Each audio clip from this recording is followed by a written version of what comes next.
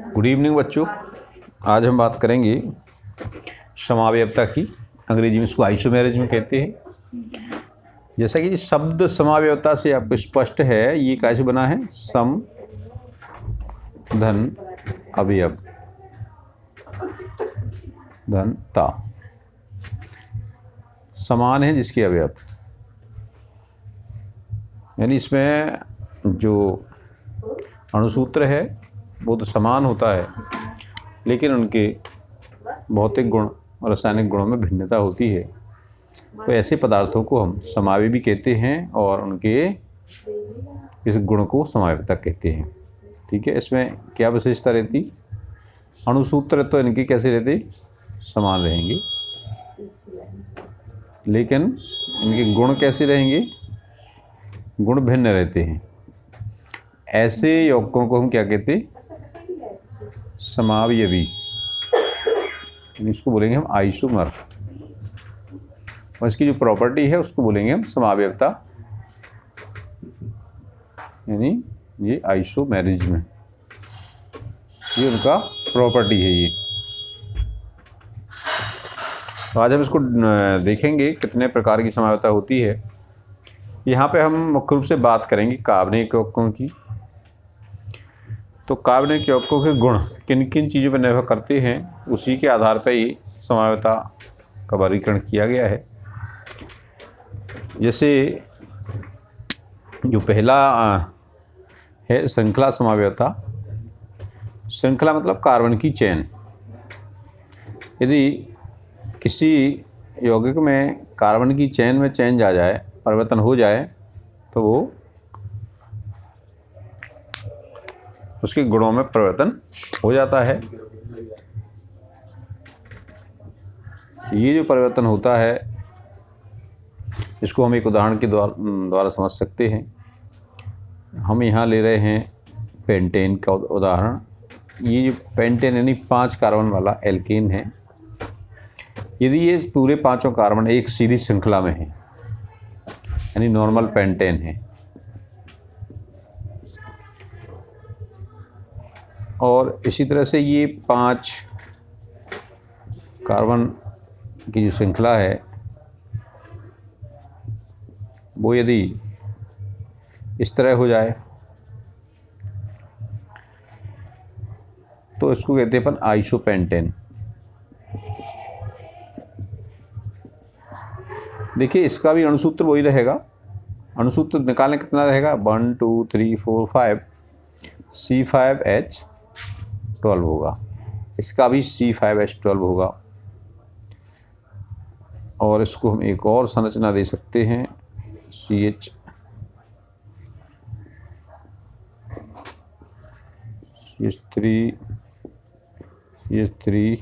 और एक CH3। यहाँ पे H नहीं होगा। इसका भी आप देखेंगे फॉर्मूला, तो ये भी सेम रहेगा। इसको बोलते हैं न्यू पेंटेन। अब इनके गुणों में भिन्नता का एग्जाम्पल ले लें। इसके जो गलनांक क्वथनांक हैं वो सबसे ज़्यादा होंगे, इसके थोड़े कम होंगे और इसके और कम होंगे। गलनांक क्वथनांक कम होने का कारण क्या है? इसकी जो साइज है वो गोलाकार लगभग हो जाती है, तो इनके एक दूसरे अणुओं के बीच में आकर्षण कम हो जाते हैं। इसलिए न्यू पेंटेन के गलनांक क्वथनांक सबसे कम होते हैं इनमें, और नॉर्मल पेंटेन के गलनांक क्वथनांक सबसे ज़्यादा होते हैं।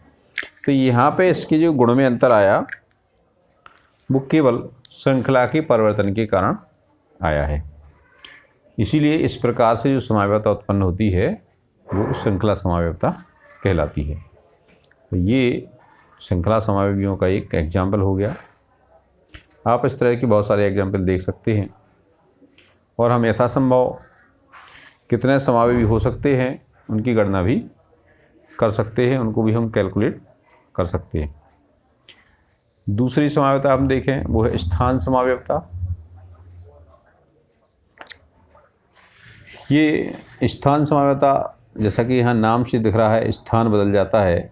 तो ये श्रृंखला इसकी ज्यों की त्यों रहती है, लेकिन प्रतिस्थापी का स्थान बदलने के कारण जो समावता उत्पन्न होती है वो स्थान समावयवता कहलाती है।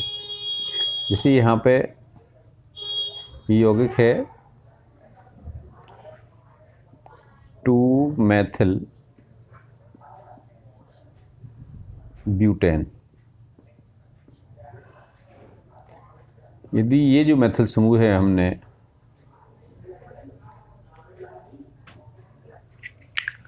इसमें ये नहीं पाया जाएगा, इसमें आप एक और कार्बन लगाइए तो ये हो जाएगा 2-मेथिल पेंटेन। एक और यहाँ पे कार्बन ऐड कर दीजिए, CH3 इधर तक आ जाए। तो इसमें देखिए हमने यहाँ की जगह पे यदि हम कार्बन कोई तीसरे कार्बन पे मेथिल समूह लगा दें तो ये इसके गुण बदल जाएंगे। ये हो गया 3-मेथिल पेंटेन। यहाँ पे केवल परिवर्तन क्या हुआ, हमने मेथिल समूह जो दूसरे कार्बन पे जुड़ा था वो कहाँ जुड़ गया, तीसरे पे जुड़ गया। इसके कारण इनके गुणों में परिवर्तन आ जाता है। तो ये इसके परिवर्तन का कारण क्या हुआ, गुणों में परिवर्तन का, यह केवल हमने मेथिल समूह के स्थान में परिवर्तन किया। मैंने इसमें जो समूह है उसको कार्बन श्रृंखला में उसका केवल स्थान बदल दिया है, इसके कारण गुणों में परिवर्तन आया, इसलिए ये स्थान समावयवता कहलाती है और ये स्थान समावयवी कहलाती है। इसका जो मोलिकुलर फॉर्मूला होगा क्या होगा, ये होगा C6H14। इस तरह से और भी एग्जाम्पल आप ले सकते हैं। यहाँ पे आप मेथिल समूह की जगह पे कोई दूसरा समूह भी ले सकते हैं, जैसे आप एल्कोहल भी ले सकते हैं। यहाँ पे आप क्लोराइड, ब्रोमाइड, आयोडाइड ये भी कुछ ले सकते हैं। आपको केवल उसकी स्थान में परिवर्तन करने से ये जो परिवर्तन उत्पन्न होता है ये कहलाती है अपनी स्थान समावयवता। यहाँ पर देखिए क्लोराइड समूह का स्थान 2 से लेकर तीसरे कार्बन पे पहुँच गया है, तो ये 2 स्थान समावयवी हुए। अब देखिए क्रियात्मक समूह समावयवता, जैसा यहाँ नाम से स्पष्ट है, इसमें क्रियात्मक समूह बदल जाता है। इसके कुछ विशेष जोड़े रहते हैं जिनमें ये समावयवता पाई जाती है। एक तो ये आपका एल्कोहल और ईथर में पाई जाती, जैसे ये एल्कोहल हो गया और ये हो गया इसका समावयवी ईथर। इनके दोनों के मॉलिक्यूलर फार्मूला क्या होंगे, C2H6O। ये अणुसूत्र होगा, इन दोनों का अणुसूत्र रहेगा ये। लेकिन इनमें जो भिन्नता होगी वो किसके कारण है, इसका जो क्रियात्मक समूह है वो है एल्कोहल समूह यानी हाइड्रोक्सिल समूह है, और इसका जो ईथर समूह है यानी ऑक्सो समूह है। तो इस समूह के बदलने के कारण इसके गुणों में बहुत परिवर्तन आ जाता है, इसलिए ये आपकी क्रियात्मक समूह समावयवता कहलाती है और ये क्रियात्मक समावयवी कहलाती है। ये एल्डिहाइड और एल्कोहल में भी पाई जाती है, माने इसका एल्डिहाइड भी बन सकता है ये CH3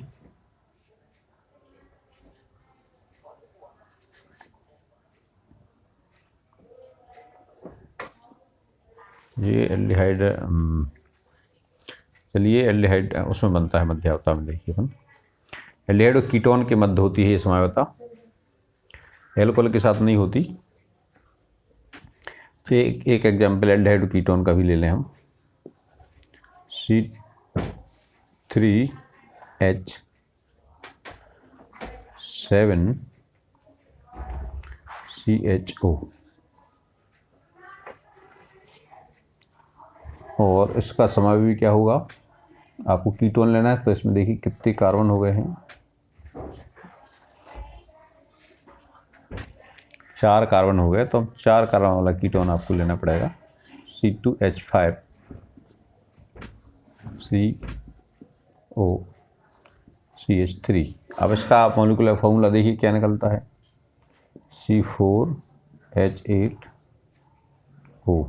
इसका कितना निकलेगा, C4H8O। तो ये जोड़े रहते हैं इनमें, एल्डिहाइड और कीटोन का होता है और एल्कोहल और ईथर के मध्य पाया जाता है। यानी इसमें एक क्रियात्मक समूह एल्कोहल है तो इसकी समावेशी में एक क्रियात्मक समूह ईथर का होगा, और दूसरे में देखा तो एक में एल्डिहाइड है, दूसरे में कीटोन है। तो इस तरह से ये जो समावेशता है वो क्रियात्मक समूह समावेशता कहलाती है। इनमें जो समावेशी हैं उनमें अलग अलग क्रियात्मक समूह होते हैं और ये मोस्टली इन्हीं में पाए जाते हैं। जो चौथा प्रकार है संरचनात्मक समावेशता का वो है मध्यावयवता यानी मीसोमेरिज्म। ये उन यौगिकों में पाई जाती है जिनमें दो एल्किल समूह पाए जाते हैं। दो एल्किल समूह पाए जाने वाली यौगिक हैं वो एक तो ईथर है, इसमें दो पाए जाती, कीटोन है इसमें भी पाई जाती। तो कैसे निकालेंगे हम, देखिए एक एग्जांपल हम आप यहाँ लेते हैं C2H5O C2H5, ये हो गया आपका die ethyl ether, die ethyl ether. इसका अणुसूत्र क्या हो गया, C4H10O।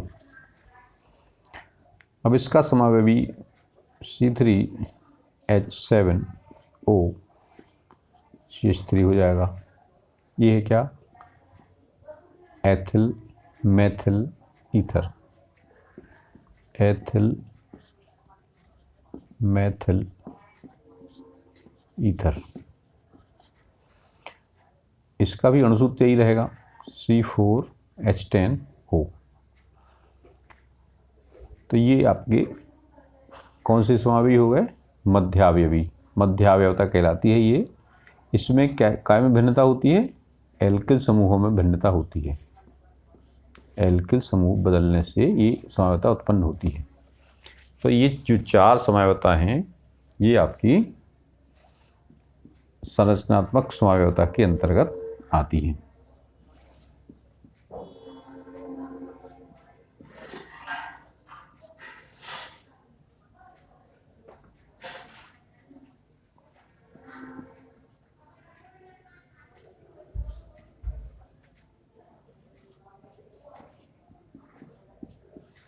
आप इस तरह से बना सकते हैं,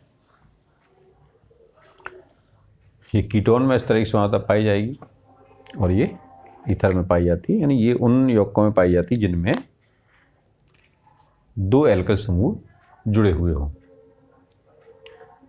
तो इस तरह से आपने ये चार प्रकार की समावयवताएं समझी। ये चारों समावयवताएं यानी ये चारों जो भिन्नताएं उत्पन्न होती हैं ये यौगिक की संरचना के कारण होती है। यानी संरचना में भिन्नता के कारण जो समावयवता उत्पन्न होती है वो समावयवता संरचनात्मक समावयवता कहलाती है। और उसके ये चार भेद हो गए, हमने एक एक करके इनके एग्जाम्पल भी देख लिए हैं। इसके अलावा एक दूसरी समावयवता होती है, ये कहलाती है त्रिविम समावयवता यानी स्पेशियल आइसोमेरिज्म। त्रिविम तो जानते हैं, 3 डायमेंशन, इसकी लंबाई चौड़ाई और ऊंचाई तीनों रहती है। तो जब भी किसी अणु की ज्यामिति में परिवर्तन होता है तो वो ज्यामितीय समावयवता कहलाती है। वैसे अपने कोर्स में ये ज़्यादा नहीं है, फिर भी थोड़ा सा आप संक्षेप में देख लें। जब हम किसी कार्बन कार्बन के बीच सिंगल बॉन्ड होता है तब हम इसको रोटेट कर सकते हैं। किसी भी दो वस्तुओं के बीच में यदि कोई एक धागा है जुड़ा हुआ है, एक तंतु जुड़ा हुआ है, तो हम इसको ऐसे से घुमा सकते हैं। लेकिन जब ये दो जुड़ जाते हैं तो फिर हमको घुमाना संभव नहीं होता है। माने वैसे अगर एक जुड़ा है तो हम एक रोक के घुमा सकते हैं इसको।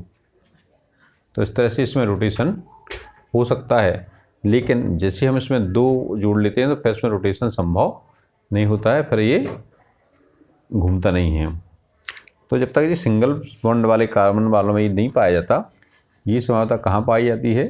डबल बॉन्ड और ट्रिपल बॉन्ड वाले यौगिकों में पाई जाती है।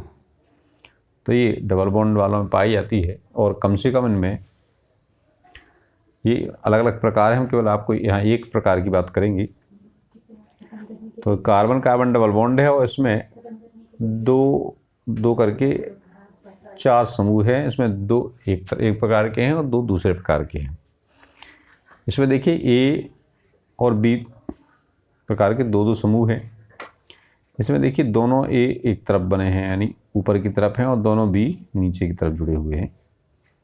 तो इसको ये दोनों कहाँ हैं? ये समपक्ष में, एक ही पक्ष में है। समान वाले जो समूह हैं एक ही पक्ष में है, इसलिए ये समपक्ष समावयवी कहलाता है। अंग्रेजी में इसको बोलते हैं सिस। ये सिस ट्रांस समावता कहलाती है। ये ज़्यादा पॉपुलर है, इसको लोग ज़्यादा इस नाम से जानते हैं, लेकिन अपन लोग हिंदी में लिखेंगे समपक्ष समावयवी या समपक्ष समावयवता गुण है इसका। ये एक ही तरफ हैं तो ये समपक्ष समावयवी हैं। ये इस तरह ही भी, इस तरफ भी, इस तरह भी है, मतलब इस साइड में भी ए और बी हैं, तो ये भी इसी के अंतर्गत आएगा। ये भी समपक्ष समावयवता में आएगा ये। लेकिन जब ये इस तरह से हैं कि ये एक दूसरे के विकर्ण दिशा में है, यानी विपरीत दिशा में हैं, तो ये इस तरह की, ये क्या कहलाएंगे? एक दूसरे के विपक्ष में हैं, तो ये कहलाएगा विपक्ष समावयवी। एक ही के ये विपक्ष समावयवी है और ये समपक्ष समावयवी है। ये सिस फॉर्म कहलाता है और ये कहलाता है ट्रांसफॉर्म। ये 2 रूप हैं किसी यौगिक के। इन दोनों के गुणों में भिन्नता रहती है। तो इसमें जो परिवर्तन आया है वो कैसे परिवर्तन आया है? इसका कारण ये है कि इसमें कार्बन कार्बन डबल बॉन्ड से जुड़े 2 कार्बन हैं, इनमें जो समूह जुड़े हुए हैं उनकी त्रिविम विन्यास में बदलाव आता है। यानी इसमें जो स्पेशियल ओरिएंटेशन होता है इसका, वो चेंज हो जाता है। जब एक ही साइड में एक जैसे समूह जुड़े होते हैं तो ये समपक्ष यानी सिस फॉर्म कहलाता है। ये सिस फॉर्म 2 प्रकार से हो सकता है इसमें, लेकिन ट्रांसफॉर्म एक ही प्रकार का होगा। जब इसमें दोनों एक दूसरे की क्रॉस में यानी अपोजिट डायरेक्शन में होते हैं और भी दूसरा समूह भी अपोजिट डायरेक्शन में होता है, तो ये विपक्ष समावयवी यानी ट्रांसफॉर्म कहलाता है। और प्रकाशिक समावयवता की बात है जहाँ तक, तो वो एक कुछ विशेष यौगिकों में पाई जाती है। उन यौगिकों में समतल ध्रुवित प्रकाश को यदि उनके सैंपल में से गुजारें तो वो उसको किसी निश्चित दिशा में घुमाने की प्रवृत्ति रखता है। यानी यदि हम किसी पदार्थ का सैंपल ले लें और उस सैंपल में से हम ध्रुवित प्रकाश गुजारें। ध्रुवित प्रकाश तो आपको पता है ना क्या होता है? जो भी प्रकाश होता है आपको पता है क्या है? विद्युत चुम्बकीय तरंग है, उसमें 2 प्रकार की तरंगें रहती हैं और ये इसके जो कंपन है वो सभी दिशाओं में होते हैं। माने इसकी यदि आप विद्युत चुम्बकीय तरंग आपने पढ़ी हो तो इसमें 2 प्रकार के क्षेत्र होते हैं, एक विद्युत क्षेत्र होता है और दूसरा चुंबकीय क्षेत्र होता है। ये आप मैं आगे पढ़ेंगे कक्षा 12वीं में। तो यदि हम प्रकाश के एक तरफ के एक प्रकार के कंपन को अवशोषित करा दें तो उसमें केवल एक ही दिशा में कंपन होते हैं। इसके लिए कुछ उपाय होते हैं। टूरमेलन क्रिस्टल होता है या निकोल प्रिज्म होता है। ये अब आप फर्दर स्टडी आप अगली कक्षाओं में करिएगा। हाँ, आपने कभी 3D फिल्म देखी हो तो उसमें एक चश्मा पहनाया जाता है। वो चश्मा पोलराइड का रहता है और वो प्रकाश को ध्रुवित करता है। या गाड़ियों के शीशों में भी लगी रहती हैं ताकि सामने वाले वाहन की जो रोशनी होती है उससे चकाचौंध उत्पन्न ना हो, इसलिए वो प्रकाश की केवल एक तरफ की जो कंपन है उसको आने देता है, बाकी वो अवशोषित कर लेता है। तो इस तरह से ही समतल ध्रुवित प्रकाश हमने भेजा किसी सैंपल में, तो वो उसको यदि लेफ्ट साइड में घुमाता है यानी बाएं तरफ घुमाता है तो ये क्या कहलाएगा? वाम ध्रुवण घूर्णक। क्या कहलाएगा जी? वाम ध्रुवण घूर्णक। ये कहलाता है आपका लीवो रोटेटरी। लीवो रोटेटरी। आपने लीवोसिट्रीजिन नाम की दवाई का नाम सुना होगा, उसमें ये गुण पाया जाता है, वो प्रकाश को बाईं तरफ घुमाती है। यदि ये प्रकाश को दाईं तरफ घुमाता है तो, अगर दाईं ओर घुमाता है तो फिर ये क्या कहलाएगा? दक्षिण ध्रुवण घूर्णक। दक्षिण ध्रुवण घूर्णक होता है। इसको अंग्रेजी में बोलते हैं डेक्स्ट्रो रोटेटरी। क्या बोलते हैं इसको? Dextro rotatory. तो ये दो प्रकार के पदार्थ पाए जाते हैं। ये दोनों प्रकार के पदार्थ प्रकाश सक्रिय कहलाते हैं। और इनमें एक विशेषता होती है कैरेलिटी या कायरेलिटी। ये भी आपने शायद ना पढ़ी हो, 12वीं में आप विस्तार से पढ़ेंगे। और ये ऐसे यौगिकों में पाई जाती है जिनकी दर्पण प्रतिबिंब एक दूसरे पर अध्यारोपित नहीं होते हैं। वो एक दूसरे के दर्पण प्रतिबिंब होते हैं लेकिन एक दूसरे पर अध्यारोपित नहीं होते हैं। ये कब ऐसा होता है? जब कार्बन से जुड़े हुए 4 के चारों समूह अलग अलग हों।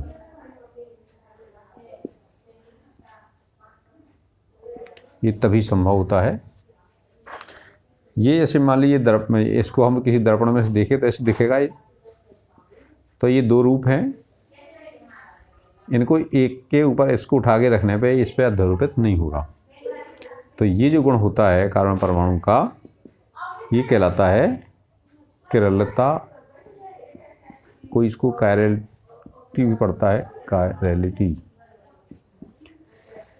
इसी गुण के कारण ही ये इस तरह का जो कायरल कार्बन होता है, इसके कारण ही प्रकाश, समतल ध्रुवित प्रकाश घूमता है। तो इस तरह से ये समावयवता हो गई। ये दो प्रकार के होते हैं। तो चूँकि डेक्स्ट्रोरोटेटरी का शॉर्ट फॉर्म लेते हैं डी, तो ये हो जाता है डी रूप, दक्षिण ध्रुवण गुणक है। और जो बाईं तरफ का है इसका लीवोरोटेटरी का एल लेते हैं, तो ये एल रूप है। ये समतल ध्रुवित को बाईं ओर घुमाता है। ये दो शब्दों को आपको ध्यान रखना है, एल फॉर लीवोरोटेटरी और डी फॉर डेक्स्ट्रोरोटेटरी। इस तरह से ये हो गई आपकी समावयवता। और चूँकि बहुत ज़्यादा नहीं है ये प्रकाशिक समावयवता, ज्यामितीय समावयवता आप कक्षा 12वीं के कोर्स में कुछ ज़्यादा हैं, तो वहाँ पे आप अगली साल बहुत अच्छे से पढ़िएगा। आज के लिए इतना ही।